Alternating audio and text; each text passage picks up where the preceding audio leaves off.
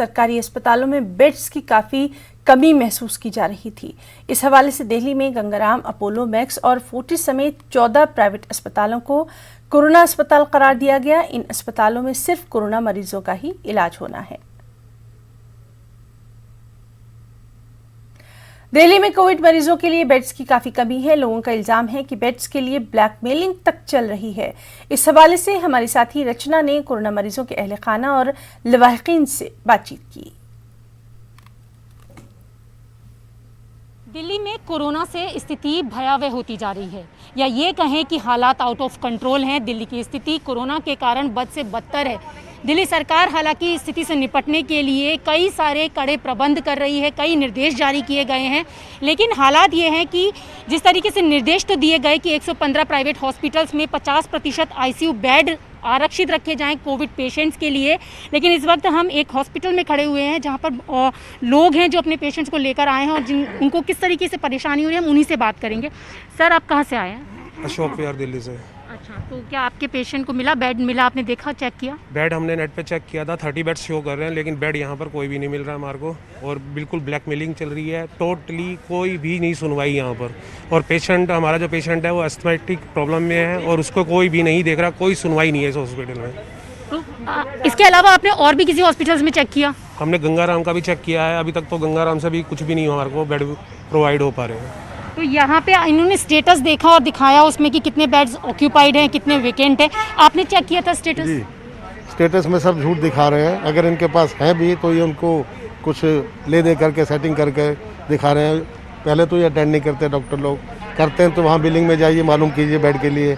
वहाँ जाते हैं तो वो फॉर्जरी के 15 फॉर्म दिखा देते हैं। देखिए 15 लोग पहले से ही क्यों में हैं। यानी कि ये नहीं देखते कि कितनी अर्जेंसी है, पेपर वर्क ज़्यादा है। पेशेंट के बारे में कुछ नहीं देखते कि वो बचेगा नहीं बचेगा, उसको ट्रीटमेंट की जल्दी ज़रूरत है या उसको कुछ भी किया जाए, कोई ना कोई उसके साथ मेडिसिन वगैरह दी जाए, उसको थोड़ा बहुत तो केयर करें। कुछ नहीं कर रहा है, सिर्फ अपने बेड को सेल करने पे लगे हुए हैं और दिल्ली सरकार टोटली फेल होती जा रही है कोरोना को लेकर। दिल्ली गवर्नमेंट ने जैसे कि ऑर्डर दिए कि आईसीयू बेड्स आरक्षित रखे जाएं, क्या आपने गवर्नमेंट हॉस्पिटल में पता किया? गवर्नमेंट हॉस्पिटल में तो और बुरा हाल है। लोग यहाँ पर आए हैं, उनका कहना है कि दिल्ली सरकार जिस तरीके से बात कर रही है कि स्थिति से निपटने के लिए निर्देश दिए जा रहे हैं, लेकिन वो स्थिति यथास्थिति बनी हुई है, वैसी की वैसी है। लेकिन यहाँ पर हमने एक ऐप की बात भी की थी। अगर ऐप आप देखें तो ये ऐप मैंने आपके सामने खोला है और इस ऐप के जरिए हमें ये पता चलता है कि कौन से हॉस्पिटल में कितने बेड्स हैं।